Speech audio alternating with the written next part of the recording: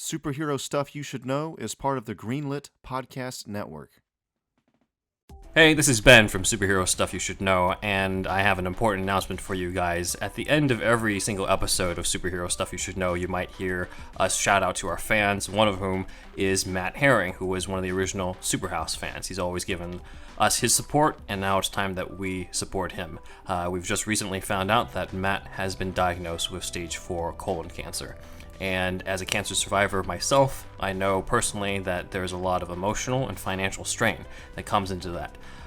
His wife, Kelly, has set up a GoFundMe account at gofundme.com/F/Matthew-Kicks-Cancer039S-Butt.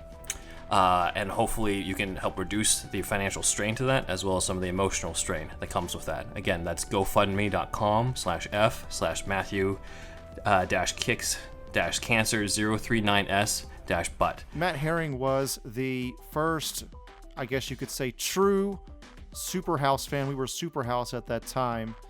The first fan of this podcast and what we do here, and has always supported us, talked about us, and he's from a town close to where I'm from, and so we share that as well, and just a huge superhero fan, and nerd like the rest of us, and now he's going through that, and if you could donate just at least any amount of money to that link that Ben just said, that would be truly appreciated. Just hang in there, Matt. You'll beat this thing soon.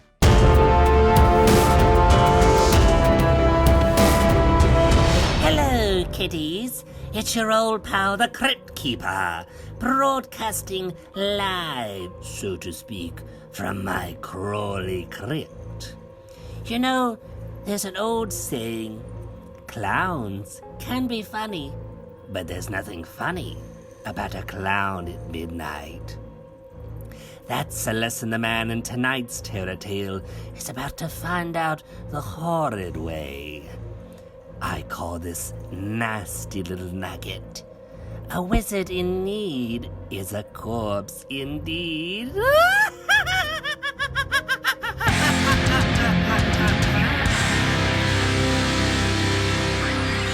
Oh my, I just love trick-or-treating. Halloween is a wizard's favorite holiday. Let me just go to this door here. Trick-or-treat! Hello. Take what other candy you want. Alfred's got the night off. I would love only candy corn and those big fake peanuts. You know what I'm talking about? Unfortunately, Alfred wasn't able to get them before his night off. All I have is Snickers. And the fun-size one. Don't try to ask me for the full one, because we don't have them. Oh, I guess that'll do. You seem a little old to be trick-or-treating. I'm in the holiday spirit all the time. You see, it's a wizard's favorite holiday, and we often go out alone and trick-or-treat. You're staying in character pretty well, I'll give you that. Oh, it's no character at all. Anyway, ta-ta for now. Good night. Off to the next house I go. This one looks interesting. Trick-or-treat. Boy, did you pick a wrong doorstep. My, this man surely is in character. Do you have any candy corn? No, I'm afraid I don't have any candy, actually. Most people are smart enough to stay away from my house, especially on Halloween. What about those big fake peanuts? Oh, the orange puffy ones. Yes, No. You know exactly. No, don't have any of those. What about Michael's and Isaac's? I have no idea what the hell you're talking about. Aren't you a little bit old to be out trick-or-treating? I get that a lot. I just really am festive, is all. You see, I'm a wizard. We love it. Oh, a real wizard, huh? With Yes. real magic?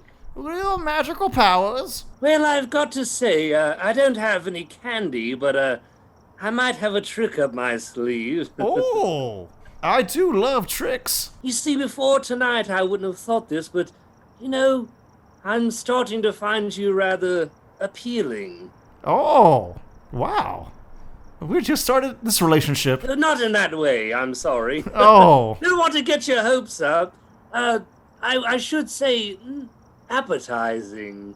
Oh, I know where this is headed. You've seen this one before, then. Maybe. Well, could I invite you in? Maybe for some tea and crumpets, huh?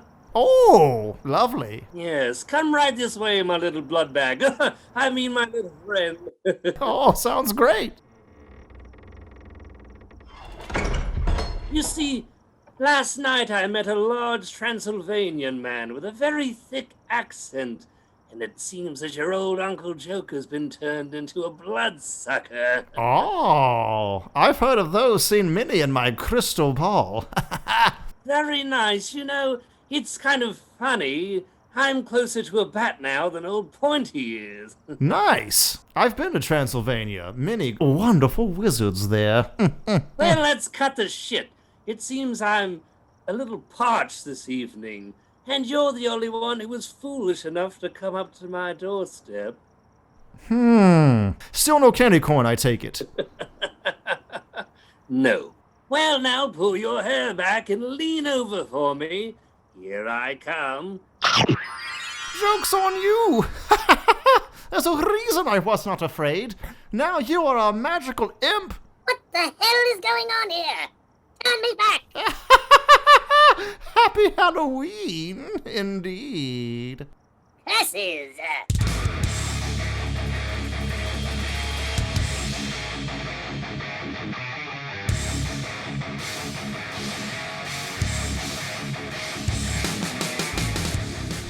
Happy Halloween from Superhero Stuff You Should Know.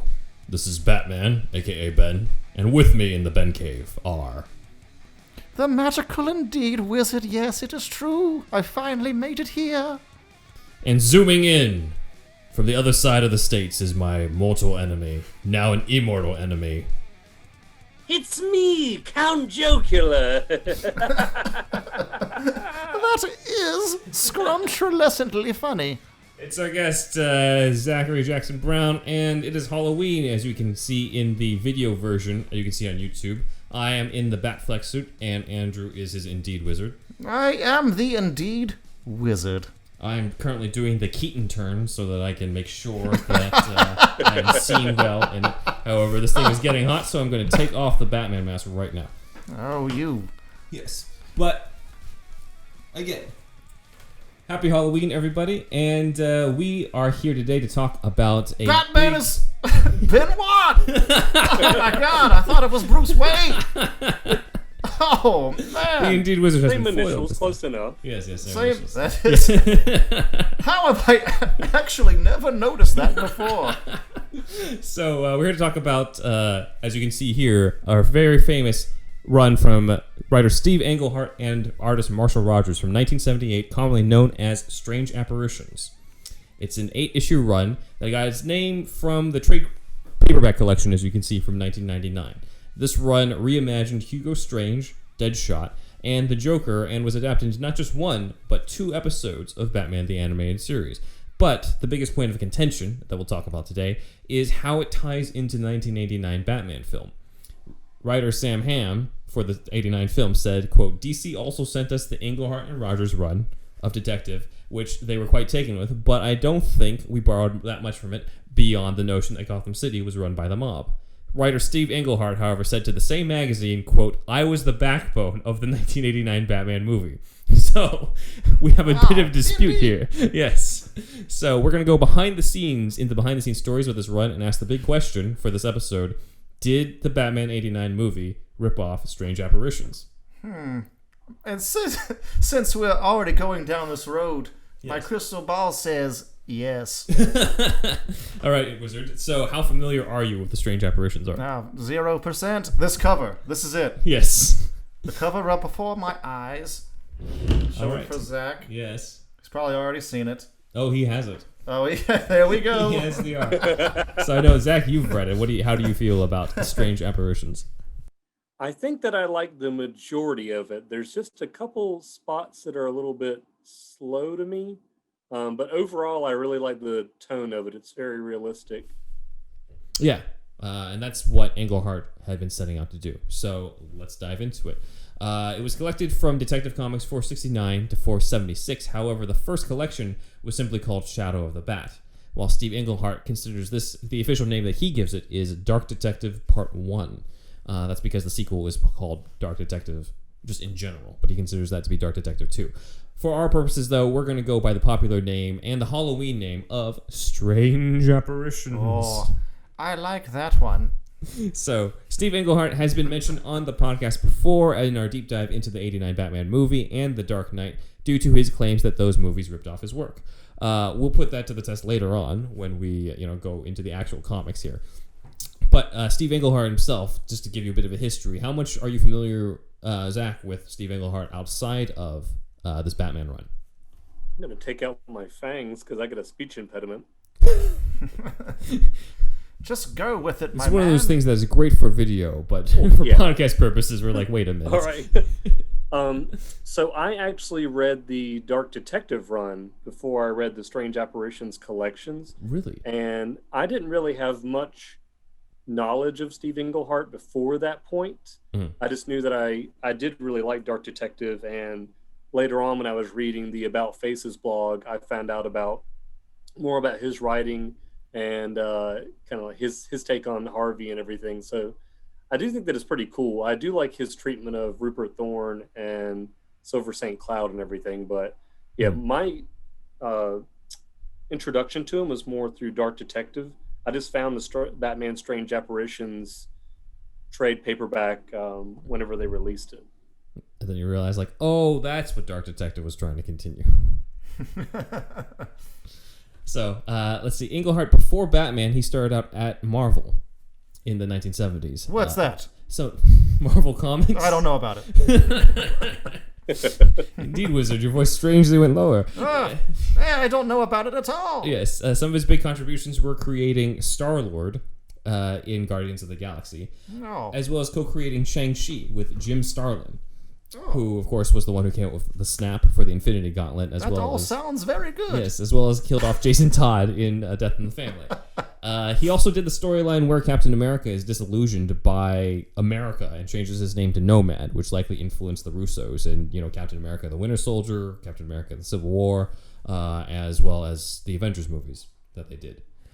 So Engelhardt did have a falling out with Marvel in the 70s and got persuaded by DC Comics publisher Jeanette Kahn to go to DC to write for Justice League and Batman. First was Justice League, of course, where Kahn was like, I want you to make the Justice League more like the Avengers, in the sense that they wanted them to feel like actual characters as opposed to... Because if you read old school Justice League, it's very much like all of them talk the same way, and the main difference from one person to the next, outside of how they're drawn, is just one person has a different power than everyone else. Sounds okay to me. Okay, well, that might have been fine for you, but not for DC at the time. So Engelhardt had wanted to leave comics altogether at the time and go to Europe and agreed to write for Batman. His great American novel written in Europe. Yes. No, he wanted to write it all before going to Europe, is what I'm saying. Oh, yes. So still American. Yes. He had previously written, however, one of my favorite personal Batman stories that also inspired the opening of 89, which is called Night of the Stalker. Have you guys read this one? Actually, yes, based on your recommendation. Yes. I have. Zach, have you read this? I think so. It does sound familiar. This is the one where Batman sees another family get mugged. Yes. And Batman then hunts after the muggers. And then... Yes. But at the very end, he goes back Your to personal Wayne favorite. Penthouse. Yeah, one of my favorite personal favorites, yes. Batman story. yes. And he even pretends to play dead in that, as well as in the opening of the 89 Batman movie, which is what Michael Uslan cites. Michael Uslan cites that Night of the Stalker was the main inspiration for the opening. Is there a scene in which somebody talks about never leaving home without it? Unfortunately, no. That was added into the movie. It was very popular at the time. I know, yes. Indeed. I don't know if an American Express card, though, was in the was around in the 1970s when they came up. Oh, I'm sure it was. So one of the objectives, Engelhardt said that there were a few objectives here for what he wanted to do with Batman, because he, quote unquote, wanted to write the definitive Batman in it. So as you would want to, which I mean sounds a little arrogant at first, but honestly, I can't blame him. He wanted to, quote-unquote, Alan Moore that shit. Yes. I think that might have been before Alan Moore had been writing it, too. So it was very prophetic. Oh, wow. Yes. Better sorcerer than even Moore himself. Yes. Alan Moore, actually a wonderful sorcerer. Yes. We can tell by the beard. Yes. So he said, here were his main objectives. He had 5 objectives for this. Number 1, quote, we need to know Bruce Wayne to really appreciate what it means to be the Batman. Number 2, Bruce is, as Zack pointed out, an adult man, and it always bugged me that adult heroes blush and stammer when a pretty girl comes onto them. So Bruce could be recognizably adult, and that means a sex life. So this is the first time he does it in the comics. He does, yes. Not on panel, but it is heavily implied, as we will find out. Number 3. Silhouette of his dick. No, that was Batman Damned Black using. Label now. Yes, exactly. The woman involved should be a strong woman and a player on the Gotham scene to be able to handle Bruce Wayne. Number 4, I resurrected the pulpy darkness that reigned during the Batman's first year. And lastly, number 5, in that darkness lived a legitimately crazy Joker. And it ends with every single one of those was a major change from what had been going on in the strip for the previous 35 years, and certainly the TV show, because the resulting run was immediately labeled the definitive Batman. Every single one of those concepts is now so basic that a lot of people seem to think they've been around forever. They haven't. So Indeed. Engelhardt has taken credit for it, but DC Comics writer and executive Paul Levitz notes that it's arguably fans' best loved version of Batman in the mid-'70s. Writer Steve Engelhardt and penciler Rogers' detective run features an unambiguously homicidal Joker in noirish, moodily rendered stories that evoked the classic Kane Robinson era. Too bad he didn't mention Finger, but still. that Finger era. always got the shaft, didn't he not? Even years later, unfortunately. So There's a reference to him in the comic I saw. yeah, there's a lot of actual what Steve Engelhardt seemed. I have to look to see if this is a thing before him, but Engelhardt is very heavily. He seemed to have started the whole Easter egg thing of just sliding in previous comic book creators into parts of the characters or different streets or anything. Like at one point, Bruce says that he has a friend named Jerry Robinson. Oh. So those are all the different little things that he added to it. So it could have sparked off the whole Easter egg thing that people try to slyly slide in some sort of like comic creator's name into stuff. So Sounds good to me. yes, indeed. So let's jump right into it, into the 8-issue run. I'm not going to be able to set this Batman back up. He has fallen over, so we'll just say Batman. Watch has your fallen. footing, little man. Watch your footing. So the first one is called Death's Eerie Light, and it says on the bottom, quote, presenting the Batman you've been waiting for. So clearly Steve Engelhardt was trying to set up some sort of expectation on here. The art, however, was not by Marshall Rogers originally. It was by Walt Simonson and inked by Al Milgrom. Milgrom. So Marshall Rogers was only part of this as a colorist, but he wasn't doing the penciling yet. We start with a bang, though, where Alfred collapses and falls into a coma in the opening page. Weak. You have a problem with Alfred, Mr. Wizard? Weak ass bitch. It turns out there's this epidemic sweeping across Gotham of... Yes, I know, another epidemic or pandemic. Coronavirus-like pandemics. That's title's not long at all. Yes, in the 1970s. Great for your SEO and whatnot. Yes. Of no discernible pattern, and someone named Dr. Phosphorus is claiming responsibility. Dr. Phosphorus, indeed, I know him well. Oh, do you? Yes, we meet at wizard conventions. Swallowing my own beard here. Perhaps you need a shave, indeed, Wizard. No. Okay, well, your I funeral. derive my magical power from this beard, All right, fine. and I live in it. So Batman goes back home and figures out that everyone drank, like, what does all these victims have in common? And it turns out everyone drank the water. Tap water. Because this is before Brita filters. Water is popular. 1978. Yes, water is very Water's popular. very popular. You might need it to live. Yes. So he goes to the reservoir, and that's where he meets Dr. Phosphorus, who is a guy who is completely in skeleton form.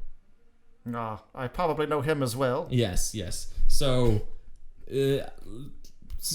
from my perspective, as reading this as a kid, I was like, oh shit, it's Blight from Batman Beyond.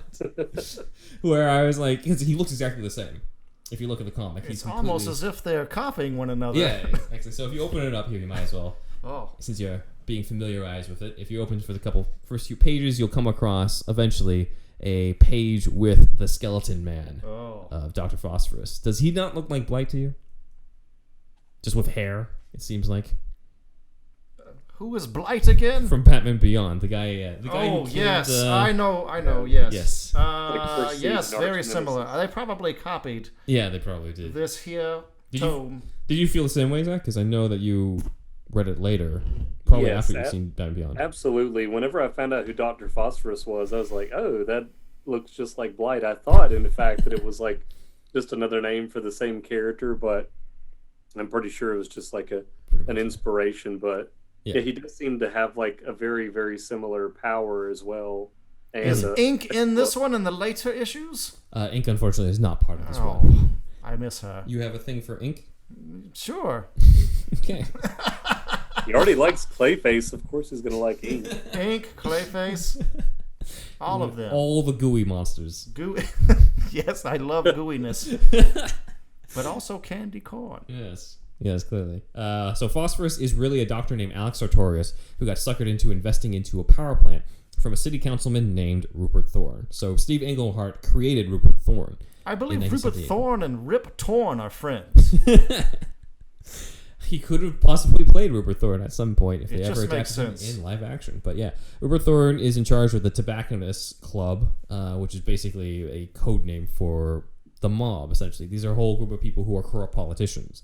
And we are sort of added city corruption into the Batman comics. There wasn't a ton of that at the time. And so this was kind of the introduction of adding the mob to it, as Sam Hamm cited when he said that seemed to be the main inspiration over here.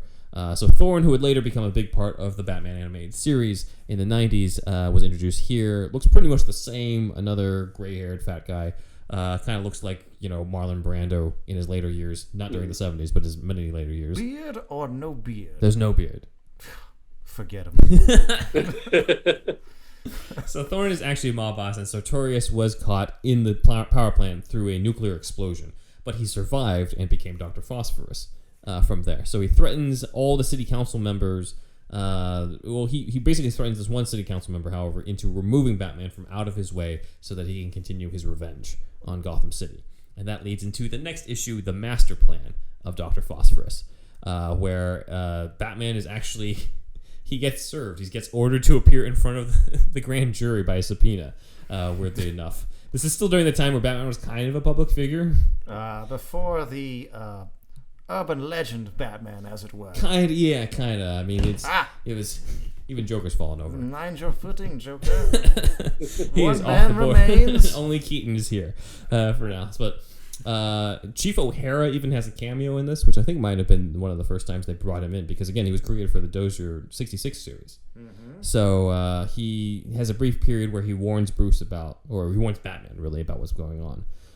And Bruce ends up setting up a yacht party as cover before he goes to the nuclear power plant to fight Phosphorus, and he figures that's the only place where Phosphorus could get the radiation. But while he is there, he meets a lovely lady named Silver St. Cloud. And that is who Steve Engelhardt created. Engelhardt, again, he created her because he always felt that, quote, as a kid, when Lois Lane or Lana Lang or somebody would cozy up to Superman would go, gosh, I really have no idea what to do with an actual woman. And Batman's like, I shall put it in post-haste. So he Throw it down the hallway, as it were. He said, quote, I thought that's not how adults operate. Even as a kid, I said that's ridiculous. It just seemed lame that they were so pure. So if Bruce Wayne is a millionaire playboy running a millionaire's enterprise, he would have hot girlfriends and he would have a sex life. Indeed, be fucking left and right. Yes. So that's how Silver St. Cloud was created. Wrap it up, Bruce. If that name sounds familiar to our listeners, that's because we mentioned her in the 89 deep dive, because she was in a script written later on that was inspired by this run, as we'll go into more detail in this episode. But Bruce, after briefly meeting her, ends up leaving to fight Dr. Phosphorus in his new suit. He has a new Batman suit. Honestly, looks exactly like his regular one. This is before they went Yeah, I know. The threading is different. Yeah, the threading is different. This is not like Clooney at the end of Batman and Robin, where he's clearly in the suit just so they can sell another toy of His this. head much more still than Sir Clooney as well. Yes. So, but he defeats him, and Phosphorus supposedly That dies from bobble-headed falling. motherfucker. Phosphorus supposedly falls into the plant and dies. So there goes your friend Dr. Phosphorus, Mr. Wizard. So Well, he'll be back, I'm sure. he ends up going back to the party where he meets Silver again as Bruce Wayne, and Silver puts her hand through his hair only to find that it's wet and wonders how that could be, because he was fighting in the power plant that's near the water and everything, so that's why. I see. But Engelhardt wanted to show that she was smarter than the usual Batman love interest like the Julie Madisons or the Linda Pages or the Vicky Fucking Vales. basic bitches. Yeah, exactly. He was not a fan of any of them. So... revolutionizing the bat. Exactly. He felt Silver St. Cloud. He said the name comes from the idea of silver clouds in front of a moon. He said, quote, I was trying to think of a Batman kind of vibe if I'm going to name her, and she's going to be the girlfriend for the next 50 years, which didn't happen then. So silver, clouds, moon, it all sounded very Batman-like without naming her Jane McCowface or something like that. So that's the first two issues. That's kind of just setting it up, honestly. They're not a huge classics or anything like that. What did you think of these first two issues, Zach? I like the Dr. Phosphorus parts. I thought that was pretty cool. And I had no idea Engelhardt created Thorn and Silver St. Cloud because, my first introduction to Batman was the animated series, so I had a good understanding of who Rupert Thorne was.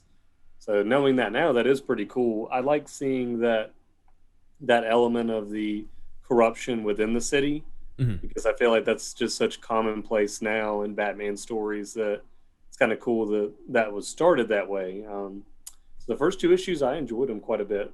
Yeah. I think it's a good setup. It's a good prologue to everything that's been going on it. But that's the only time that we see Walt Simonson's art, and then we switch over to Marshall Rogers. So Engelhardt was actually not a fan of Simonson's art. Does Silver St. Cloud ever fuck John Paul Valley? No. John Paul Valley was many years later. Disappointed. Yes, very disappointing. She only fucks They Batman. just seem like they'd get together just for their names Just for the alone. names. No. 3 names. Yes. 3 names. It's either all they you fuck need. or they have their not serial killers. Yeah, serial killers. But Engelhardt was actually not a fan of the art, but he kept that to himself, apparently. Until later when he said that in an interview for me to say this on this podcast. Comic Cons. Yes. He said it sucked. Editor The story Julie- was great. Julie Swartz, the editor, though, switched out the art team to Marshall Rogers, who was a colorist in those issues, but he made him the main artist, and he's the one who did this cover that you see here if you're watching the YouTube version of this, and he created a lot of the classic. It's a different type of Batman from the Neil Adams one. It's a little less photorealistic version, but still very atmospheric on that. Cartoony, as it were. Yes. Are you a Marshall Rogers fan, Zach? Oh, definitely. Especially his Joker. That's like, I don't know, there's a quality to his face that's, it's such a classic Joker image. I think his chin and jaw are just a little bit more broad and rounded. So it's definitely such more rounded than the Neil Adams one, yeah. Yeah, such a broader face. Yeah, Neil Adams' Joker is very gaunt and pointy, which that's fine too. Like when I think of the Joker, I do think of like a pointy nose, but Marshall Rogers' Joker is just a little more fuller looking, and I associate that Joker with a real classic comic Joker. Yeah, pretty much. This is old school Joker. It's classic art. It's fantastic, and I think he's honestly probably one of the more underrated artists because a lot of people cite Neil Adams or Jim Lee and stuff, and Marshall Rogers isn't quite at the top unless you're like more hardcore comic fan. But he is pretty legit on her. So Terry Austin was the inker and John Workman was the letterer, and they also worked on Dark Detective, the sequel, afterwards. Here's another thing is that Engelhardt wrote all the scripts in advance before even seeing any of Rogers' art. That's how it should be done. So he did not actually end up seeing what it looked like until the comics showed up at his doorstep. And he looked at the So this is a writer's comic. Yeah. And his first reaction when he saw Marshall Rogers' art was, quote, "Thank you, God." So he was clearly a big fan of Marshall Rogers, and that's why they collaborated so much later on. He had no crystal ball at that time Yeah. to see how the art was going.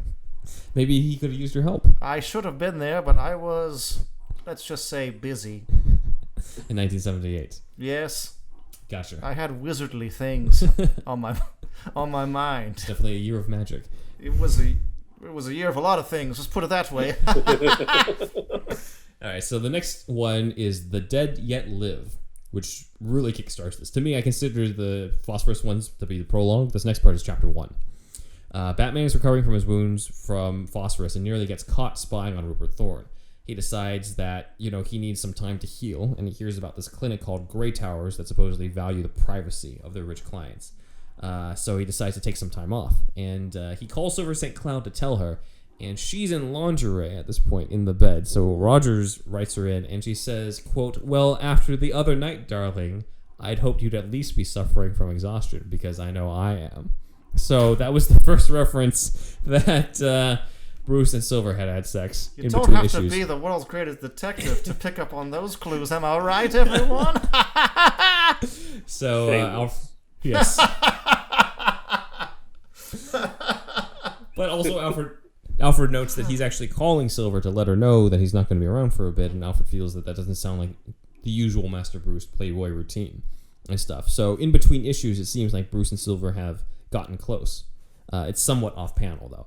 But Bruce decides he goes to Grey Towers, and he meets Dr. Todd Hunter, who's the main doctor there, and even though he seems to like Silver a lot, he still flirts with Dr. Todd Hunter's assistant named Magda, and Magda locks him. She leads him into this room where he's supposed to be staying, and inside it's completely dark, and she locks him in, and he realizes he's been imprisoned in Grey Towers, and before he can ask, he gets drugged from her perfume and falls asleep. World's greatest detective. It saved his blood was in his dick at that point. Supposed to be the dark detective, as Engelhardt said. The dark detective. Yes. So he was thinking too much of his dark detective, apparently, before. So he was not caught on to the fact that her Bruce perfume Wayne was was like, striking. what? So he wakes up and there's a guard outside, and the guard tells him, "You're not in a clinic, you're in an insane asylum." Arkham. Of the Arkham variety? Of the Arkham variety, but not actually Arkham at this time. Okay. Arkham was still in its early stages in the 70s, so I don't think that was a thing yet.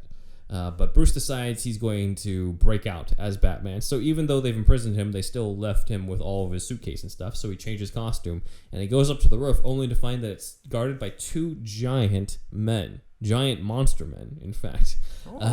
Yes. Indeed. So now we're getting into some more supernatural aspects for the Halloween episode. But Bruce defeats them and confronts Dr. Todd Hunter, claiming that he's been tracking Todd Hunter for weeks and knows that he's been imprisoning people. And Todd Hunter says that can't be true because Batman is too good of a detective to track his scheme and not who he really is. Unless the blood's going to his dick all of a sudden, and then he can't put the clues together.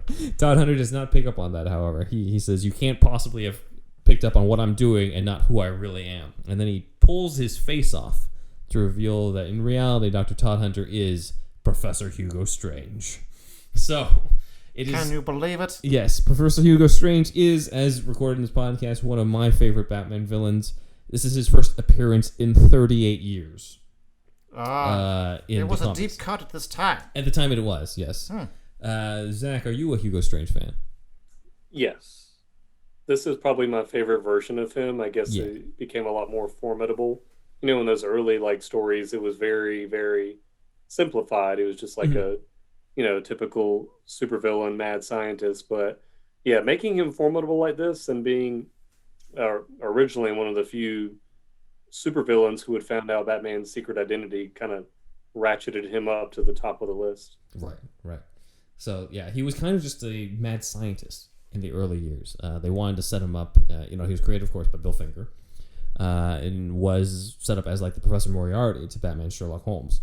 But one of the most notable stories was in Batman #1, where he creates kind of the precursor to Bane, a serum that turns people into huge muscular monster men, and those are the two men that are at the top of the rooftop when Batman fights them. You would think that would have tipped Batman off in the beginning, but again, I think Engelhardt was trying to appeal to readers who had probably not been reading stuff in the 1940s, because this was 38 years later.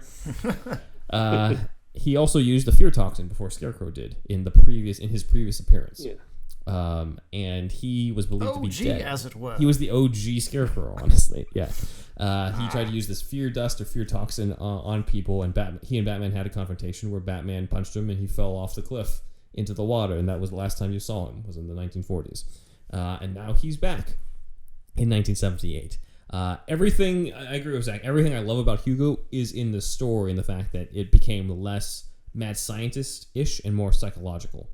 And we'll go into why on that. Engelhardt came up with this idea when he asked for Xerox copies of all the old issues, all the old school, especially the Bob Kane, Bill Finger, Jerry Robinson run, to see what came before, and he decided to bring back some old villains. And Hugo had he saw the potential in bringing back somebody who was from the very early days. So now, caught up in present day, Hugo's turned all the previous rich patients, like Bruce's friend Jerry Robinson, named after the co-creator of the Joker. He's brought all of them to sort of under his thrall, so he can control them. And Batman's like, I'm going to stop you. And they fight together, but Batman apparently does not mind his surroundings. And mind your footing. Yes, and he gets bitten by Hugo's pet snake, which strangely... He gets bitten by Hugo Strange himself. Surprise, he's a vampire. No, Hugo Strange has a pet snake who strangely never shows up again. What's the snake's name? He doesn't even have a name. The snake only shows up just to bite Batman. Weaker than Alfred. So that element. Sleugo gives him the antidote to the poison because he doesn't want Batman to die. And when Batman wakes up, he realizes that he's not seeing Hugo through the slits of the Batman mask on him. So the eye holes. Yes. The eye holes. And so he turns, and it's unmasked Bruce Wayne turning to Hugo Strange, who says, quote, "Your secrets are secrets no longer, Bruce Wayne." And that's how the issue ended. After we return from the break, yes, after we return from the break, we will go into what happens after Hugo Strange finds out Bruce's identity.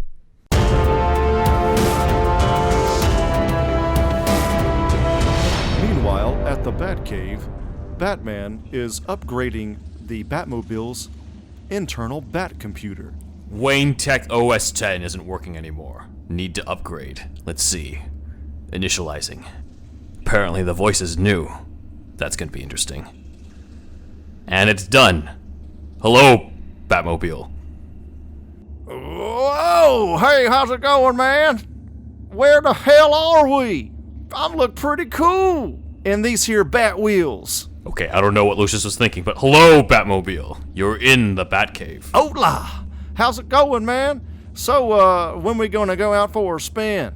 We're going to go now. It's already 8 o'clock. Let's go. Okay. Hey! I got, what is this, a V8, V10, V12? What you got in this thing? That doesn't matter. We need to get to the GCPD headquarters. Can you give me the directions just to test your capabilities? Sure, man. Let me just check the old GPS that you got in here. All right, let's go. Hey, man, did you know that they got Nazis on the dark side of the moon, and then, you know, they're weaponizing dolphins? I need to talk to Lucius. Why, dude? I mean, come on, man. You know it's true. I'm the one with the upgraded OS. What you got? Upgraded cowl that ain't shit? What did you say about my cowl? I said it ain't shit. That's it. We're going to downgrade you back to Wayne Enterprises OS 10. Oh, no, man. These Bat wheels are the coolest, dude. I am the coolest in the fucking world, man. I don't need more comments as I drive to the police headquarters. It's hard enough trying to talk to Gordon. I don't need to have a conversation. I'm gonna downgrade you. How about that? Stupid ass cow. You can't. You're a computer. What are you talking about? Transform, bitch! More than meets the eye and shit. Alright, where's the ejector seat?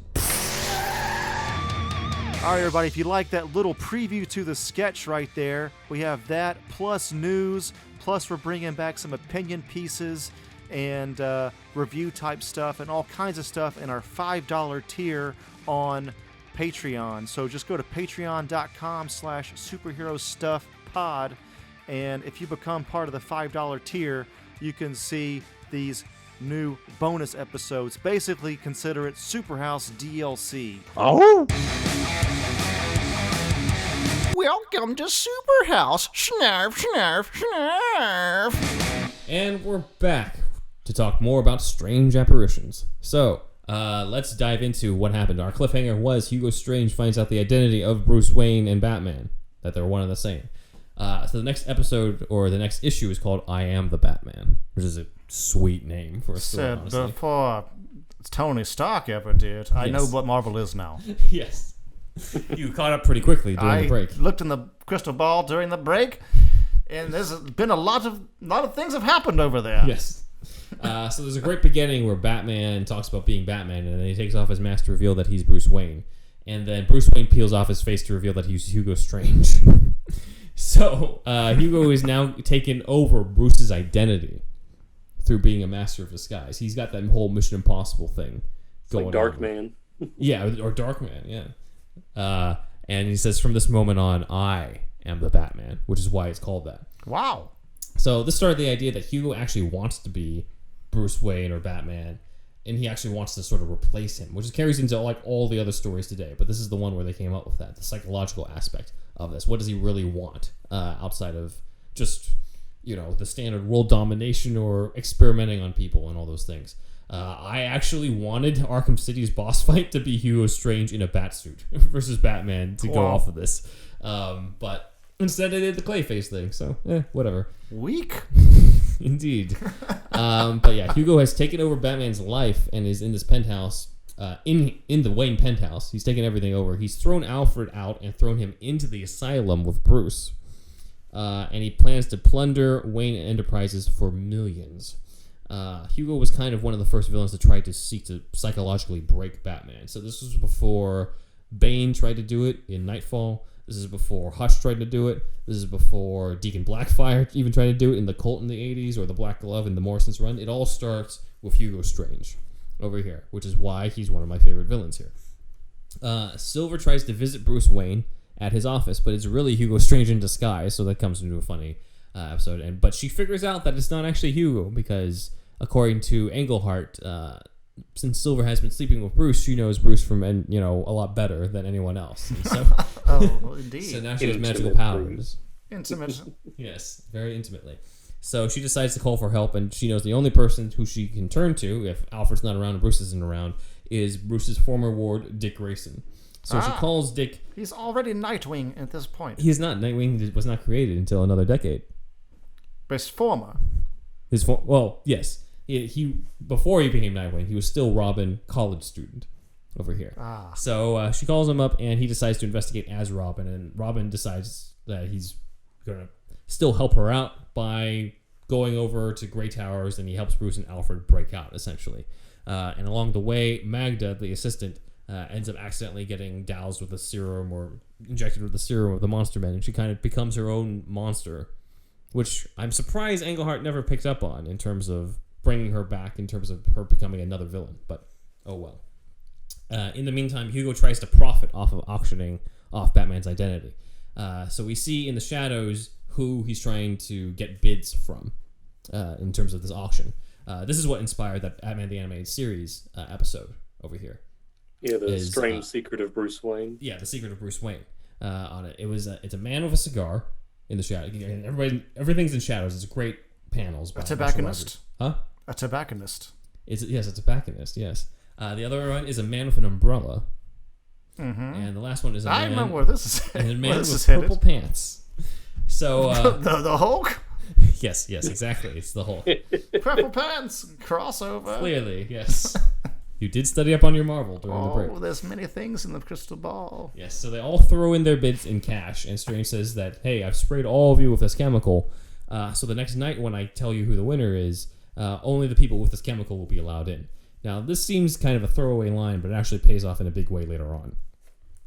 Right after, though, one of these guys decides that they're not going to play by the rules, and it's the man with the cigar, who, lo and behold, is Rupert Thorne, the Tobacconist Club. Rip Torn. Rip Torn, yes. So Rip Torn takes Hugo Strange. Wow. And he was of busy the in the MIB. 70s. Yes. And he basically tries to have his men beat the shit out of Hugo so he can tell the secret to them about who Bruce Wayne's identity is. He's trying to go around trying to pay for it. And Hugo says that he doesn't deserve Batman's secret. In fact, he respects Batman too much to betray him. And as he says that, Hugo Strange dies. End of issue. That was quick. Yes, so only 2 issues of Hugo here, but... He died sooner than Alfred did. Yeah, that's true. But I'm going to have Steve Engelhardt tell us his interpretation of this ending that he wrote. As far as anybody's concerned, let me just say, Hugo Strange is fucking dead here. I don't care if they brought him back and explained it. I hadn't even thought about the ghost at this point. The ghost was still to come, but he's dead. He's not coming back. No one in comics is ever really dead. But this guy, sure as fuck, is dead.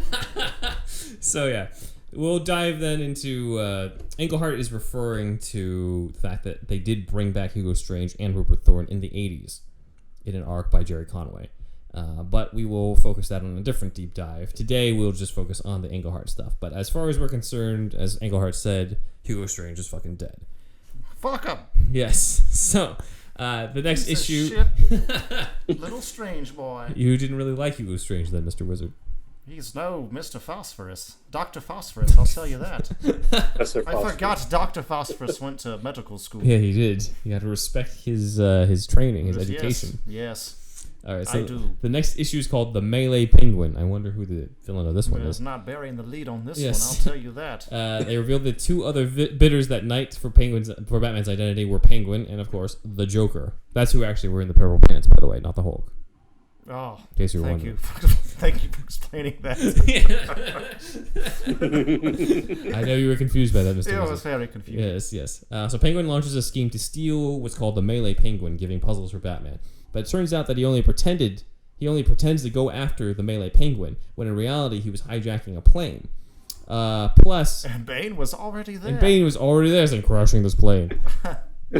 Someone must be in the wreckage, brother. Yeah. Plus, he already stole the Melee Penguin before it even came into Gotham. But Engelhardt felt this was an important story. It's kind of a lighter story in the arc, but he feels like Penguin is the second big Batman villain, and that Penguin usually had some sort of Riddler type thing of giving clues to Batman for him to sort of figure out what was going on, as opposed to Joker just going out and killing people. I thought that was really weird that the Penguin was leaving clues, and it seemed really out of character. This, to me, was like my least favorite story in the whole run.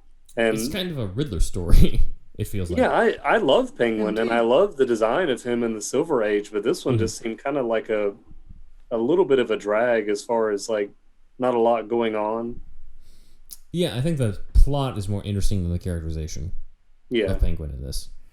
But one of the biggest important things here, which is referenced in what Steve Engelhardt told us earlier, and the reason why it's called Strange Apparitions, is that there's a scene that's very appropriate for Halloween, where Rupert Thorne is in a meeting, where we see, he's talking to them, and suddenly in the middle of it, he sees the ghost. Boston Brand. Not Boston Brand's ghost, but the ghost of Hugo Strange. Oh. And Strange tells him he's coming for him. To bite his ankle. Yeah, there's going to be a lot more to that. So apparently, Steve Engelhardt took inspiration from Dick Tracy comics on this plot point of the ghost. Flat Top was a famous Dick Tracy villain. Great Dick Tracy villain. And then enough time went by in real life that Gould, I don't like him. It's Chester Gould, the Dick Tracy. that Gould decided to do Flat Top Jr., who was a juvenile delinquent in the 50s. In any event, he's with this sort of wise young girl named Skinny, and he eventually kills her. And then, later he's haunted by her. Her ghost comes and haunts him. That all seemed legit to me to do in Batman. Just rip it straight the fuck out of that shit. He had been done in Dick Tracy. I've never tried to cover that up. That's where I got the idea, you see. I've thought, wouldn't that be cool if the ghost of Hugo Strange was now hanging around and it all ties to Boss Thorne nicely? Thank you, Mr. Engelhardt. Where's Skinny?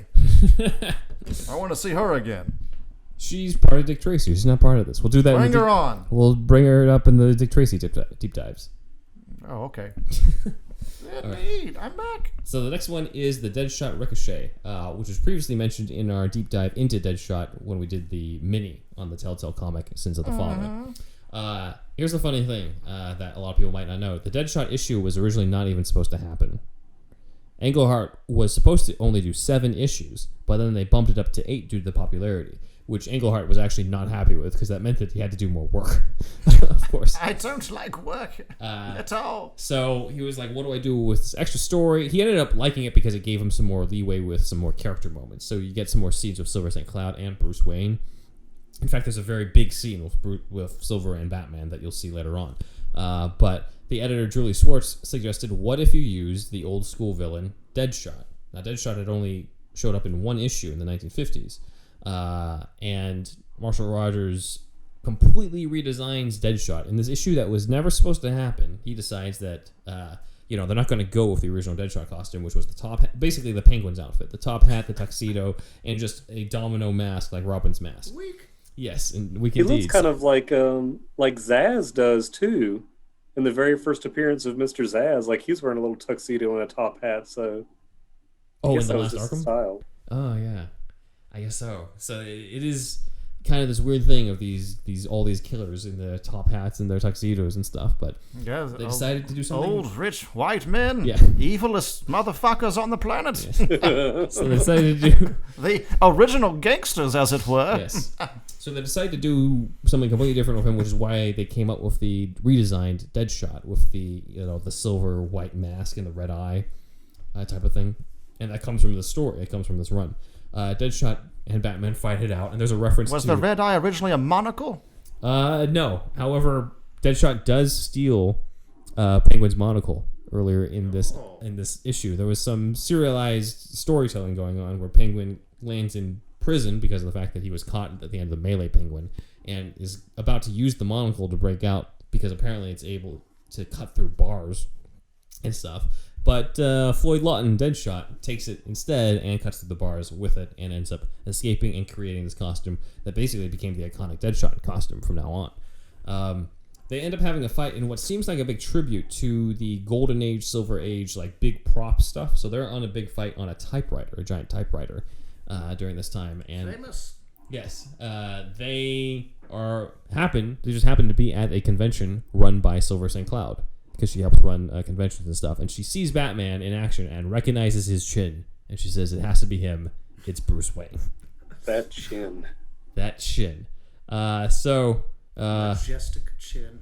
That it was. This is partially because Engelhardt thought that, quote, if you're sleeping with this guy on a regular basis, you know him pretty well, and you're probably very close to the bottom half of his face. Quite a lot. Oh, this led me down a mental picture. Would not even need a crystal ball for that one. So she felt that he felt that she would figure out pretty quickly who Batman would be, just based off of seeing his face. Which again never happened. Vicky Vale spent like decades trying to put Bruce Wayne and Batman together. Silver St. Cloud only needs 1 issue, apparently, and that's what leads into the most famous story in this entire run, which is the Laughing Fish. The Laughing Fish and the Sign of the Joker is a 2-parter, actually. Most people just call it the Laughing Fish, but it's actually a 2-parter, the second one being called the Sign of the Joker. And it starts with some very hot stuff. Batman goes to visit Silver, who is half naked in her bedroom. Again? Yeah, except this She's time... one horny woman. just with a towel on, because she just got out of the shower.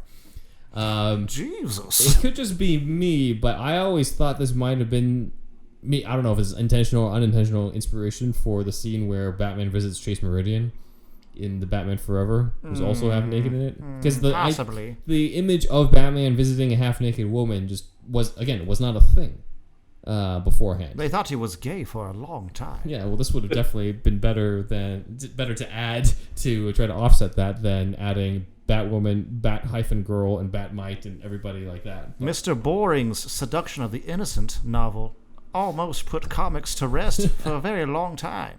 But yeah, that element is another thing that's striking about, like, there's a feeling that, as Zach said, like, there's a feeling of maturity on here. Maturity. Yeah, a feeling of like these are adults speaking. We are also adding in some eye candy for the audience, especially for the teenage guys. So Batman leaves, but feels basically they talk, and there's a very awkward conversation because Batman's wondering if she knows that he's Bruce Wayne, and she's wondering if he knows that she knows. So Batman leaves and feels unsure, whereas she feels confident, like, oh my god, he knows, he's figured it out, sort of thing, and she decides that she's not really sure what to do. And that's kind of the prologue before Batman ends up coming across a fisherman who says, hey, look at all our fish. They've got the Joker's faces on them. This is weird. Yes. Things get queerer and queerer. Yes. Which leads into a very iconic scene where the Joker shows up at the copyright office. Now, this scene was adapted in the animated series, where Joker reveals that he's been contaminating the fish, and he seeks to get the copyright of them. That's his big scheme. He wants to make a lot of money because, actually, I'm going to let the Joker explain it. Let's have the Joker tell us what his plan is. Will be a treat, won't it? As I was saying, everybody's talking about my Joker fish. They all recognize the face. It's my fortune, even on a flounder's fizz. And since I plan to continue secretly dumping the chemical that gives the fish my face, the little finnies are permanently identified with me. No matter what they once were, they're now just Joker fish.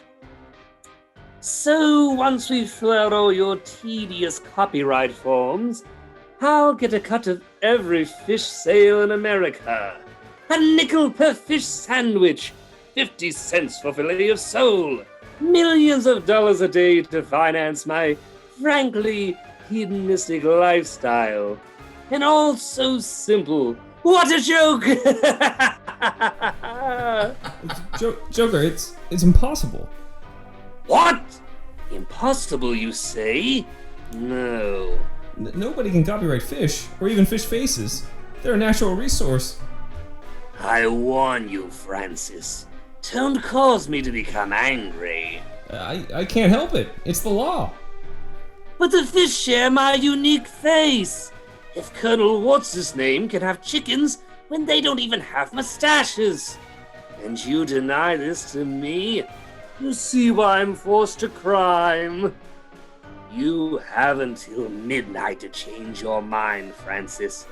And if you don't, you'll be the poorest fish of all. And dead as a mackerel.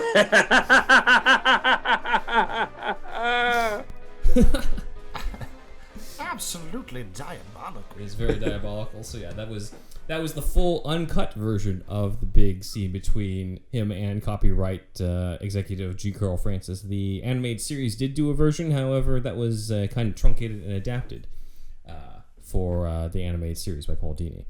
But yeah, G. Carl Francis basically is not super down for this, but Joker threatens him to kill him at midnight. So everybody shows up at G. Carl Francis' place, where gas sprays in, and Batman tries to save him. However, no matter what happens, G. Carl Francis dies.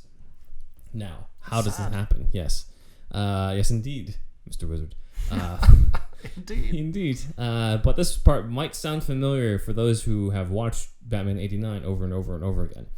Where Batman explains, yes, as I did as a kid, where he explains how is it that in a room full of people, only one guy died from this gas. So Batman quotes, and I'll do it as Keaton, since this ties into 89. He says, quote, "It's one part of a binary compound, each part harmless itself, but when they're mixed, they create a poison. The Joker must have secretly sprayed him with the other gas when he threatened him at noon, so only he in a room full of people would react." So this is very much like Batman #1. The very first appearance of Joker, where he would do this type of stuff. He would announce he's going to kill somebody and he's going to kill them. And Engelhardt is kind of updating that for here. However, Engelhardt sort of claims that this is the first instance of Joker being a homicidal lunatic. So, and his first diabolical plan is to have fish with lipstick on their gills? Yes, exactly. Yes. That's big. It was his way to reinvent the character. Did the fish swim through the ace chemical? Is that how it happened? It's not explained, actually. I don't like that. Yes, I don't like it either.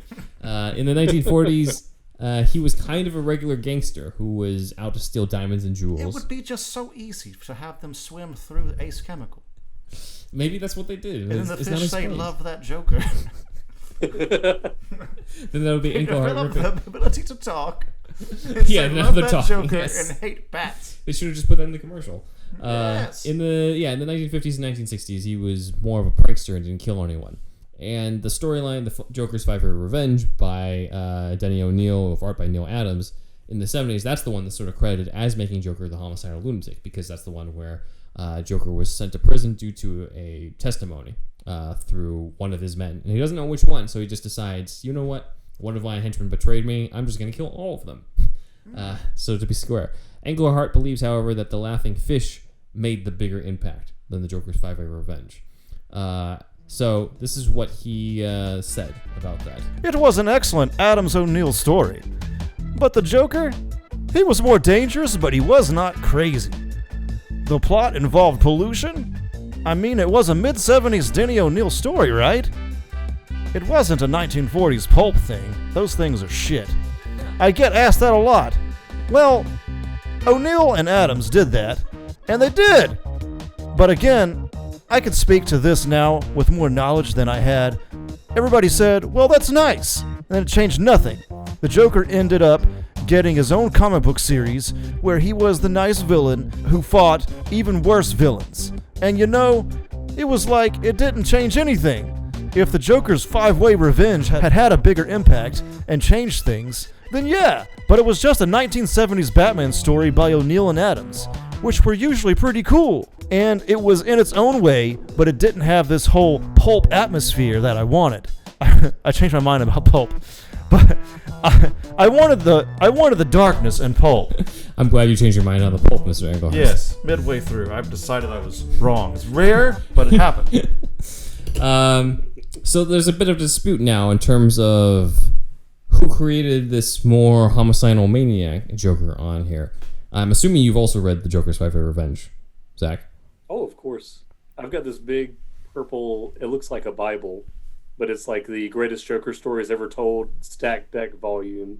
And that's the first time I read it. And as a kid, when I read it, I was like, oh, the ending of this is kind of like the Laughing Fish. And then the Laughing Fish story is also in that. So I was like, oh, so they just combined the two together to make the Laughing Fish animated series episode. So yeah, both of them are really good. Yeah, I'd say they're both, in combination of both, are responsible. But I think in some way it's like Joker's Five-Way Revenge kind of started it, but Laughing Fish, sometimes it takes a second thing, you know, for something to feel like it's trending or becoming the new thing. Yeah. So I think Engelhardt's point kind of stands. I don't know if I want to credit him fully with all of it, but I'd say the point still stands that he helped create it. He helped move that forward in terms of the characterization of the Joker. So, as Zach mentioned, for anybody who is familiar with the animated series episode of The Laughing Fish, this feels very familiar because this is exactly what they adapted. And just like in that animated series episode that would happen later, he kills the next guy in line when Batman switches places with him, and you get this weird image of everybody's sort of circling around the victim, or the future victim, and then this cat comes in with one of the laughing fish in its teeth, and the cat is possessed by the Joker venom. It's a laughing cat now. Yes, and the laughing cat attacks Batman. What? And because it turns out it's Batman switched places with him, so it's the victim in the bat suit. Because even under the bat suit, the cat still recognized who his real owner was, and that's what Joker was relying on. So that creates a great twist, and I thought it was done really well as well in the animated series adaptation of this. But funny enough, the animated series adaptation only pretty much adapts it up until that point, and then everything else is pretty much the Joker's Five-Way Revenge, as I've mentioned. But Batman goes off to find Joker, and here's where things get weird. He ends up seeing the ghost of Hugo Strange. So as I said, Rupert Thorne is not the only person who can see this ghost. And it turns out the ghost has left him what looks like a device called a vapor analysis meter. And Engelhardt sort of leaves you off in terms of this mystery. Okay, what is this? Sounds What's like going on? Yeah, Egon would develop such a device. it's a Ghostbuster type of thing. In the meantime, EKG meter, is that what it's called? No. in I the forget. movie or in Ghostbusters? oh, I don't know. I forget. Yeah. We're going to get emails about this one. Yes. Meanwhile, Rupert Thorne is trying to escape from Gotham, and that's when he's trying to, like, at some point there's this weird coincidence where he ends up, Silver St. Cloud is hitchhiking, and he ends up giving her a ride in his car, and they have an argument about Batman for like 2 pages, and then he kicks her out. Sounds boring. It's actually not that bad. Okay. I'll take your word for it, Ben. I want action. Yes. I need action constantly. More Batman versus Joker. Yes. But yeah, Rupert Thorne tries to go for the next hitchhiker, and he realizes it's not a hitchhiker, it's Hugo Strange. And Hugo Strange's ghost flies towards the windshield. Terrifying. And goes That's towards his more throat. like it, Yes. Engelhardt. Yes. And he says, "You're mine now." And the next thing we hear it is that Thorne has shown up to the GCPD and confessed all of his crimes. So in a weird way, Hugo Strange ends up helping Batman in the end. At least at the end of this story with the laughing fish. Why would he do such a thing as that, Ben? Well, I think he wants revenge on Rupert Thorne for killing him. So that's probably a big enemy element. of my enemy is my friend and Pretty whatnot. much, yeah. And so Batman's at home, at the home of the next victim, or it seems like it's Commissioner Gordon's home. It's not really clear where he's at, but he's using this device that His Hugo Strange gave mistress's him. house. His mistress's house, yeah, exactly. Because Silver St. Cloud ain't his only one that he's dating. So he's got this. He's got the meter, and it goes off on one of the cops, and he corners the cop, and the cop. Again, this is very common. Again, Mission Impossible style. The cop takes off his face, and it's not Hugo Strange this time. It's the Joker. And we reveal that Batman knew that it was the Joker because... It was him all along. Yes, because Hugo's vapor analysis meter... Remember when I said in the Hugo Strange bidding that everybody was sprayed with a chemical? Yes. Apparently Batman knew that. I don't know how. He knew that it was sprayed with the chemical, and the analysis meter showed who still had the chemical on it, who had that particular chemical on it. So again, Hugo Strange is weirdly helping out Batman in this instance. It's weird because again, Batman didn't know that there was that spray, and also it implies, since this takes place sometime after the bidding, Joker apparently has never taken a shower since the bidding, since the auction. So I don't know. Explain that to us, Mr. J. It pans out. Yeah. And then it leads into this big climactic fight in the lightning storm, where I got to set this up. I had to have Zach say this line. It's a hilarious line in today's day and age. But the Joker basically taunts Batman with this line. You can't beat the Joker, fool! The Joker is Trump! And not the one you're thinking about. So, My goodness, they must have had a crystal ball when they wrote this one. So, yeah, that's what's right now. It has all the telltale signs of a crystal ball owner. funny enough, Engelhardt had the line "the Joker is Trump" in another story later on. Perhaps he's a fan. Yes. He loves real estate tycoons. Probably. But during this fight, again, it's during a lightning storm, lightning strikes the Joker, and he falls into water, of course, because he's not really dead. But yeah, I think the Laughing Fish animated episode tried to do something similar with that, except instead of lightning storm, it was the whole shark thing at the end of that episode. They're trying to do the same thing. And after it turns out that this whole fight has been witnessed by Silverson Cloud, and she has a heart-to-heart with Batman, where she brings up she couldn't bear, she knows who he is. She knows that he's Bruce Wayne, and she couldn't bear to lose him and not know whether he would live or die any night, and so she can't continue this anymore, and she ends up leaving Batman. And that's the end of the story. Sad. Very sad. What are your thoughts so far on Silver St. Cloud, Mr. Wizard? Well, I think she's one horny woman, showing up naked at all hours of the night. Keep in mind, that's at her home. Oh. Bruce Wayne showing up and she's already naked. Well, she's still very horny, which is great. But I wonder if it's a case of Engelhardt just loving to write that. Or Marshall Rogers drawing it, because I don't know how much of that was dictated in the script. Our female listeners out there, please let us know what you think of the details of this. But yes, very good so far. I love Ghost Strange the most, probably. Yes. A man of science becomes a ghost? Do they ever hit on that? No, aspect? not this one, I would say. Okay. Zach, what are your thoughts on Silverson Cloud? I think she's a solid 10, a real hot tomato. 10 plus. A 10 plus broad, that's it. That's where Bob King got it from, I guess. No, I actually like her character because she seems, like we talked about, she's a little bit more savvy than all of his other love interests have been in the comics so far. And she's already deduced his identity, and she's not just like a damsel in distress, so that's already a plus for me. Yeah, definitely.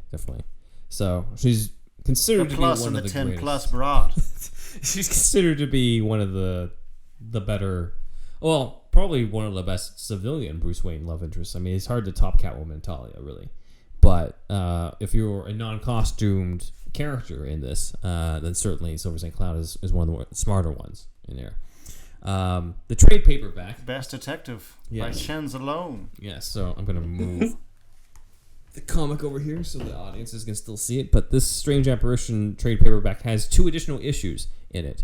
Written, however, not by Steve Engelhardt, but by Len Wein. And the art is still by Marshall Rogers, but it's not. Yes, creator of Wolverine. Also wrote The Untold Legend of the Batman, which is one of the comics that introduced me to the character, in at least the comic book version. And Batman is basically recovering from his breakup with Silver St. Cloud in it. He's going apeshit on criminals because his heart has been broken. And as you usually do, when your heart is broken, you just go apeshit on criminals. Yes. And he ends up fighting Preston Payne, a.k.a. Clayface 3. This is the Clayface who he basically makes you burn when he touches you. How many Clayfaces are there in total, Ben? I think there's 6. 5 or 6. Yeah, that's way too many. There's an army of Clayfaces. You would think they would have done more stories with just the dynamics of Clayfaces, but I can't really find. There's not like a whole list of the greatest Clayface stories of all time, considering that there's 6 of them. I think they actually have recently released a like Arkham Clayface collection. Yeah. I did see that, and I flipped through it at one point. But yeah, I'm sure they haven't collected the stories of every single one of them. But they did like have the various Clayfaces in that collection, so it wasn't just like Basil Carlo or Matt Hagen. It showed the different ones, so that was kind of cool. That's good then. But yeah, this is mainly Clayface 3 here, but that is the pretty much all of Strange Apparitions on that side. However, that is not the end of our discussion, or discussion on Engelhardt. First off, The Laughing Fish has a sequel that not a lot of people know about, so there's another addition to Superhero Stuff Do You Know. He wrote in the year 2000 a sequel for Legends of the DC Universe. It's a 2-parter, and it's called The Fishy Laugh. Okay. Yes, pencils by Trevor Von Eden, inks by Joe Rubenstein, that reveals what happened after Joker fell into the water when he got electrocuted by lightning. He got found by Arthur Curry. Whoa. He got found by Aquaman. So this is an Aquaman story. That's a sequel to The Laughing Fish. Related. It's fish related, yeah. So he tries to talk to the fish? Joker, well, Aquaman apparently doesn't know who Joker is. So Joker claims that he is king of the land dwellers, and the whole reason why that there's laughing fish is that he, everybody wanted to honor the king by making all the fish look like him. The logic checks out. Yes. Arthur falls for this immediately, correct? He does fall for it immediately because he's not the world's greatest detective. No, he is all not. Of the Kingdom of Atlantis asked Joker for Joker's help, and it's a lot of weird dynamics of people worshiping the Joker because they think he's the king of the landowners. It sounds fun. There's a woman who falls in love with Joker, an Atlantean who falls in love with Joker. Zach's mind has been blown here. What is this? I have never heard this before. Oh, what if Ben was making all of this up? Yeah, no. You'll have to find out, won't you? He's won over the people, and Joker has to stay in Atlantis for a long time, where he starts seeding doubts among the other Atlanteans about Aquaman's fitness as a ruler. And he apparently is able to manipulate them quickly enough and well enough to have them kick and banish Arthur from Atlantis and instigate a new ruler named Losca, because Joker doesn't want to be the king of Atlantis. He only wants to advise the king of Atlantis. I see. Too many responsibilities, yes. So Aquaman gets banished and realizes the Joker has been behind it all. Again, world's greatest detective here. So he goes back to Gotham, and that's where he encounters Batman. Batman, I guess, is still reeling from the breakup of Silver St. Cloud here because he's kind of an asshole to Aquaman, more so than usual on it. Aquaman shows up to ask for Batman's help, and Batman's response is to pick a fight with Aquaman. And Aquaman's like, why? And Batman says, well, I wanted to see what you were made of. If I can beat you, he can beat you. That type of thing. But they decide that they're going to make a deal. Batman's going to let Aquaman get his first crack at Joker in exchange. Aquaman has no kryptonite, so perhaps harder than Superman. Yeah, potentially. That fight between those two heroes. In exchange for the location, Batman wants, in exchange for the location of Atlantis, he's going to allow Aquaman to take the first crack at Joker. So, I guess Batman, for whatever reason, really wants to go to Atlantis. Or he just wants to find some information about that type of stuff. Sounds like a fun time. So Aquaman goes back in the water and attacks Joker with fish. And here's a really cool element, actually. Joker is used to fighting on land. He's not used to fighting in the water. Who is except for Aquaman? Exactly. So Aquaman actually does beat him in his own game. However, the woman sounds pretty easy, actually. Well, the woman who was in love with him named Falua. Aquaman also has near Superman strength, does he not? Just about the same. Seems this is a one and done situation. Really. Joker does not fare very well. However, he gets rescued by Falua, the woman who's in love with him. Falua. Felua. F-E-L-U-A, not Kahlua, like the liquor. Liqueur, yes. So Joker, you have a new girlfriend, an Atlantean girlfriend. That is like the most bizarre part of the whole story. That I mean, Harley Quinn is a stretch already. That a woman finds a Joker attractive. That is like, I don't get it. But many women do. This sounds that's true, bad, yeah, but there is a phenomenon of a certain subset percentage of some women that I wonder if I'm going to keep this in. Continue, Wizard. But let me keep going. That enjoy serial killers. Oh, yeah. I thought you were just going to go into ones who have crushes on the Joker. Oh, no, not that. That would have been way easier. It's all related, actually, but... Do they hang out at Hot Topic? Yeah. Yes. It's the bad boy lifestyle to the extreme. Yes. That's true. You need to get on Tinder, then. Yes. So yeah, Falua is out there waiting for you, or is she? Because the final panel is Batman finding the dead body of Falua with a Joker. She drowned somehow. With a Joker. Good cover up. An Atlantean drowned. Think better next time, there, Joker. Well, the Joker's never been one to be humble and try to hide his crimes anyway. So, fun fact: Engelhardt, proud of his work, as it were. Engelhardt hates this story. Did he write it himself? He wrote it himself. Yes. Because it was a time crunch and he just wanted to. I think so. He said that he had some conflicts with DC, and I think he said, "quote It's just bullshit. I don't recommend it at all." I've enjoyed the summary thus far. Yes. But that's my summary of it. But yeah, as we talked about, there were two adaptations of the Strange Apparitions comics, at least official ones. The first one being The Laughing Fish, adapted by Paul Dini. We covered the main differences there between the comic and the episode. And then the other one is The Strange Secret of Bruce Wayne, adapted by David Wise, which is a lot different from the original story. Personally, I think Hugo Strange is less of a villain in that one. He's a lot less menacing. He's kind of just a greedy dude who capitalizes on an opportunity. Is he bald? He's still bald. He kind of looks more hunchbacked. This is not like Hugo Strange, who looks like he could get away with wearing the batsuit. Yeah, he's not very physically imposing. He has this little lumpy egg head, and he's all like hunched over, and he, by the end of the episode, he gets kidnapped and stuff. So not the same Hugo Strange as in the comic. No. I think a way better Hugo Strange was the one in the Batman cartoon in 2004, where it was Frank Gorshin as Hugo Strange. But again, they also did not draw him as physically imposing in that. So he uses his mind. Yes, he's. I guess, but I love the idea of him powers, trying. But you don't know about that, do you? No, don't try to rub it in. Oh, that's something you should know then. Two-Face ended up replacing Rupert Thorne, I guess because he was a more, he's a more flashy villain for that. Yeah. And it was all because Hugo Strange found out through this mind machine that he had that read into Batman's mind. He isn't killed because it's a kid's cartoon, but he is disproven because Bruce hooks up his own mind that has and makes up the idea that Hugo Strange is like, let me just pretend that I know Batman's true identity and all these suckers will give me this money. And of course, Joker, Penguin, and Two-Face aren't too happy about it. Dummies.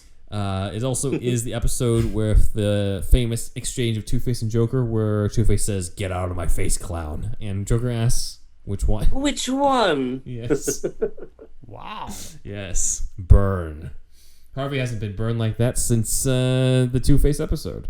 So, Dick Grayson dresses up as Bruce Wayne in order to make Hugo Strange think that he's duped at the very end. So, that helps solve it. I think one of my favorite moments, though, that you can interpret is, and I have to credit About Faces on Tumblr and LiveJournal for this, but there's a part where Two-Face doesn't believe when Hugo Strange says that Bruce Wayne is Batman.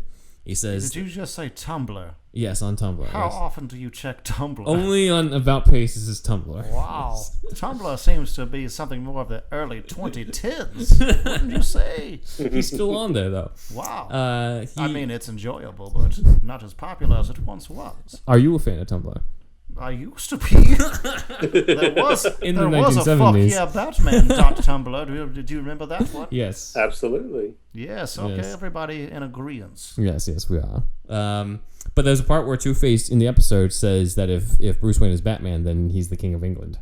Basically, he's disproving that Bruce Wayne is Batman, and About Face's interpretation is Two-Face is trying to cover up for his good old buddy Bruce, which is kind of cool. You would have to kind of go into the fact that this Harvey would secretly know that Bruce Wayne is Batman the whole time in order to do that, but who knows? I like that idea, though. But yeah, that is the strange secret of Bruce Wayne. However, Engelhardt claims that the 1989 Batman movie is an adaptation of his run. So we're going to deep dive into that side of things. So I'm going to bring little Keaton over here for you guys to see as we talk about it. So this is going to be a quick recap of our 1989 Batman deep dive. You guys check out in the records the episode called Ben Reads or Reviews the Batman script from 1982. But that was the script from the early 1980s. One of our most popular episodes. Yes. Tom Mankiewicz was one of the first screenwriters on what would become the 1989 Batman movie, and both Rupert Thorne and Silver St. Cloud were part of it. Rupert Thorne was presented still as a politician who turns out to be dirty, pretty true to that. However, this version was tied into Batman's origin as being the one who was responsible for eventually hiring Joe Chill to off Thomas. Well, not Jack Napier in this version, but Joe Chill. But Joker was also involved at the same time. It's a weird thing. The Joker in that script was kind of like the Joaquin Phoenix Joker, only in the fact that he existed as Joker during the time that Thomas Wayne was still alive. I see. So very interesting. But other than that, he was a little bit more Cesar Romero style in terms of the jokes and stuff. Did he have a mustache? It's not specified in the script. Weak. Well, I don't like that bit. Yes, I know. Silver St. Cloud was also in it. She has a moment that was inspired by Ursula Andress's introduction in Dr. No, where Sean Connery's James Bond watched her come out of the beach in a bikini. Oh. Silver St. Cloud was introduced in a very similar way. Very famous. In this one, yes. Silver St. Cloud was the intern for Rupert Thorne, and in this version, Rupert Thorne was in a love triangle with Silver St. Cloud and Bruce Wayne, which is kind of disgusting considering that Thorne is probably old enough to be her dad. Gross. Yes. She loves rich men, is that what it is? Apparently, but she also does figure out... I was just laughing at Zach's expression. That's gross. She also figures out Batman's secret identity through his chin, so that still stays in. But that's pretty much where we're at in terms of the Mankiewicz script. But that was not the end of it because So Silver St. Cloud was the original version of Vicky Vale. In terms of the movie, because Vicky Vale Yes. was still a character in the comics since the 40s. All right, but Yes. is there any Silver St. Cloud in that Vicky Vale? We'll go into that in a little Oh. bit. I'm going chronological here. So after the Mankiewicz script, We don't see things in terms of chronological Well, you time have to- as a wizard. I'm talking It's to all mortals here. happens at once. Much like that blue man, Dr. Manhattan. Yes. Well, Steve Engelhardt apparently got contacted in 1986. He got a call from Jeanette Kahn. It said basically saying that everybody was trying to adapt his stories. They were trying to adapt the Strange Apparitions run, but quote, none of them could capture what you did. So she offered Engelhardt $10,000 to serve as a script doctor for the Batman 1989 movie. He read the Mankiewicz script, and he felt that they did pretty much base it off of his Batman run. However, they committed what he felt was the same mistake, which was, quote, they couldn't resist sliding into comic book movie shtick, making things funny that, if you actually thought about them, were much better serious, easing the vibe rather than pressing it. But 89 Batman was not all too funny. It wasn't, but remember, he was reading the script by Mankiewicz. Oh, yes. Which still had like the giant typewriter at the end, which is Oh. probably because of the Mankiewicz probably read that in the Deadshot story. Oh. But he marked it up, and the next thing they did was they asked him to plot out the movie. So Engelhardt wrote 2 treatments for the movie. Except in addition to Batman, Joker, and Silver St. Cloud, they wanted him to include the Penguin and Robin in it too. Because they wanted to front load this movie. Overkill. Yeah. There was no like, let's save it for the sequel. We don't know if there's going to be a sequel. There were no real comic book movies outside of Superman, the Christopher Reeve movies at that time. Superman and the Mole Men. Yes. But no, the ones afterwards. Shazam TV series. Yes. He said he thought that was too much. He claims that he told them that was too much, but they said, just stick to what we tell you. So he wrote that version, and they're like, you know what, you were right. Do another one where it's just Batman, Joker, and Silver St. Cloud. And he did that, quote unquote, culminating in a finale that was drawn from my original, but more of a showcase for Keaton and Nicholson. We have read, and we've gone over that in our deep dive for the 89 movie, where one of the treatments ends in a similar way to Sign of the Joker, where Batman and Joker are in a fight in a lightning storm, except it's set in like a Coney Island style carnival this time, and Joker ends up falling into the water. Silver St. Cloud then breaks up with Batman, same dialogue as in the run, and then he goes off with Robin, and that's the end of at least that treatment. Consolation prize there. Yes. He can't get with Silver, so he might as well get with Robin. Over here. I knew it! So, and after he wrote that treatment, that was it.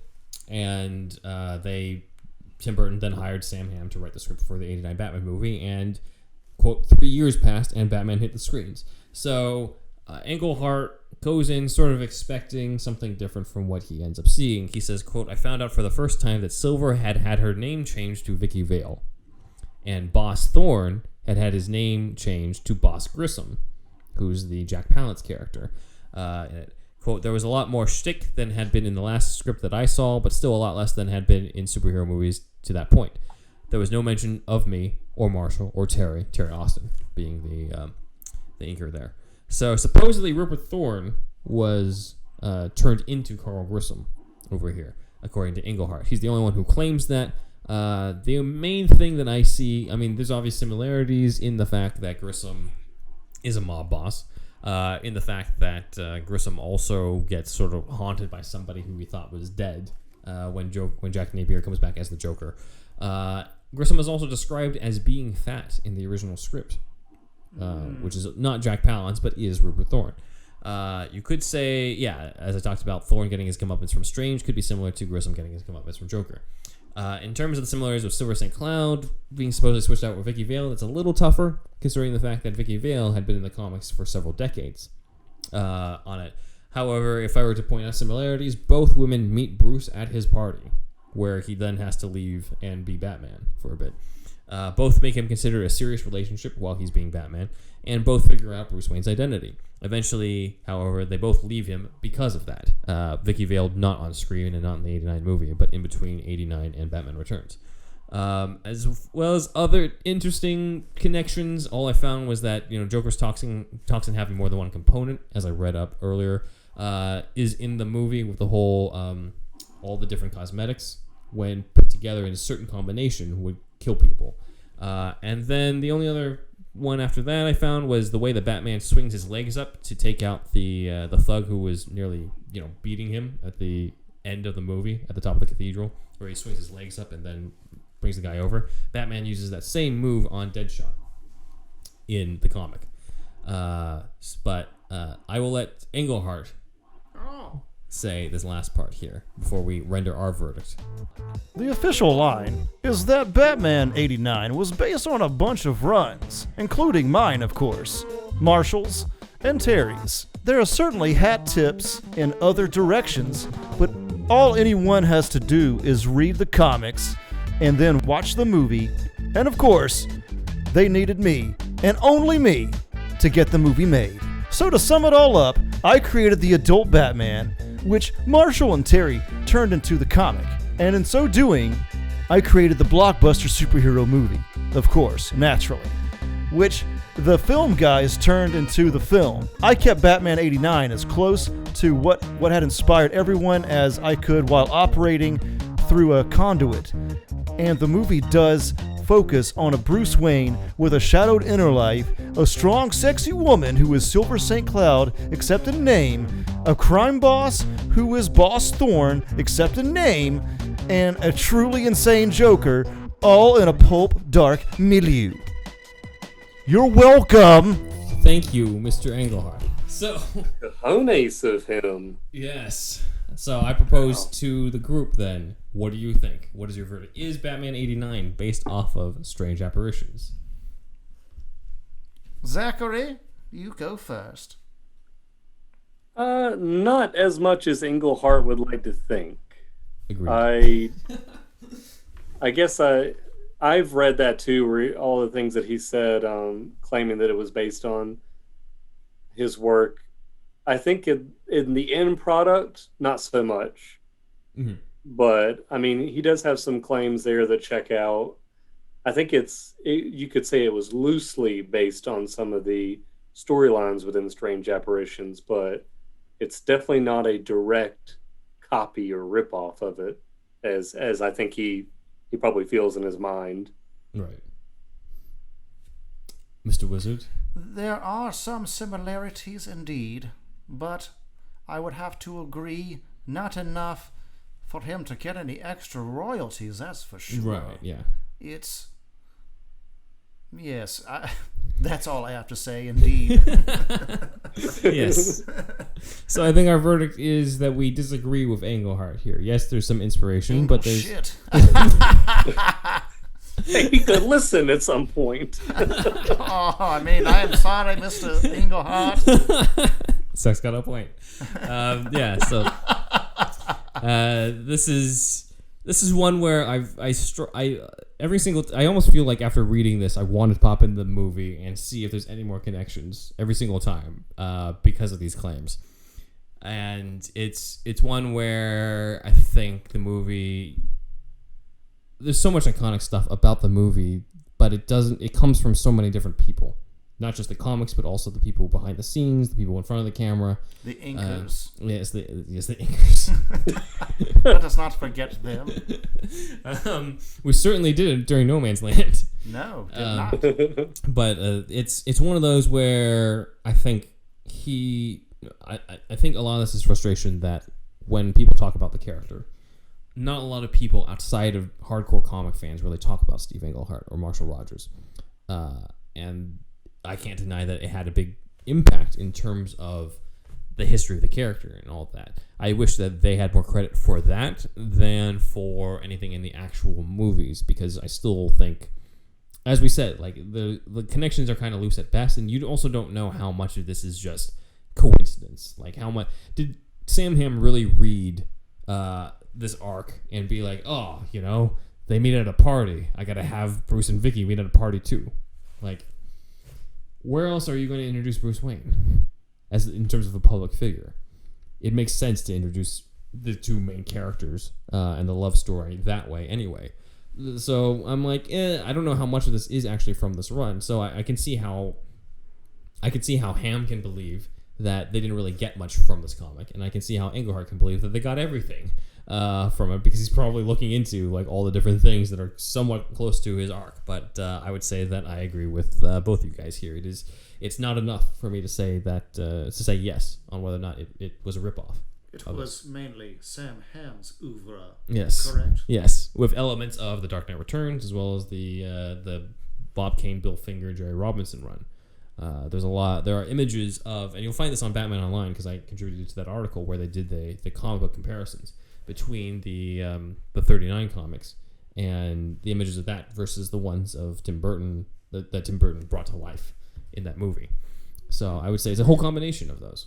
So that is. Yeah, I know he credited the Killing Joke quite a bit at the beginning too. Whenever he was talking about the look of the film, and to me, like I get what he's saying as far as the style, but I guess he's really just talking about the Joker and the Access Chemicals like origin, because I don't really like see a whole lot else as far as his influence on that. Yeah, it's one of those where there's a lot of talk of certain influences that don't quite come across in the movie, which is weird. Again, it always makes me want to rewatch the movie just to see, like, did I miss something here? Is there some other connection to The Killing Joke or Strange Apparitions or any of these that I didn't know about? So, that's Steve Engelhardt on Strange Apparitions and Batman 89, but that is not the only Engelhardt deep dive that we're going to do. The next sequel that he did, as I mentioned, was on Dark Detective, which was written in 2005. And Engelhardt claims, as we talked about in our Dark Knight versus Comics series, Engelhardt claims that The Dark Knight is based off of Dark Detective. So we will dive into they steal all of his work, even though he doesn't own a single bit of it. Well, he did reinvent a lot of different things, as we talked about here, but I wouldn't say that it crossed over necessarily into the movies as much as he says. But, like, if anything, Marshall Rogers should get more credit for the Deadshot redesign on that costume. Like, I see how that makes sense. But claiming about the Dark Knight, I guess we'll see when we get to that episode. So, stay tuned for part 2. And that is superhero stuff you should know. Happy Halloween, everyone. Thanks again for joining us on this most stupendous of holidays. We would like to thank, of course, Cookie Noms, Matt Herring, Elijah B., Shamrock Balls, Aaron Willett, Ian H., Dan D., Leom O., and Super Inframan. Please join the Shasta Army, the $1 tier, on patreon.com/superherostuffpod. Leave us a review in iTunes. And please record us something on your phone with your voice recorder app and email that to SuperHousePodcast@gmail.com, and you shall be on an upcoming episode. We are also on Superhero Stuff You Should Know on YouTube.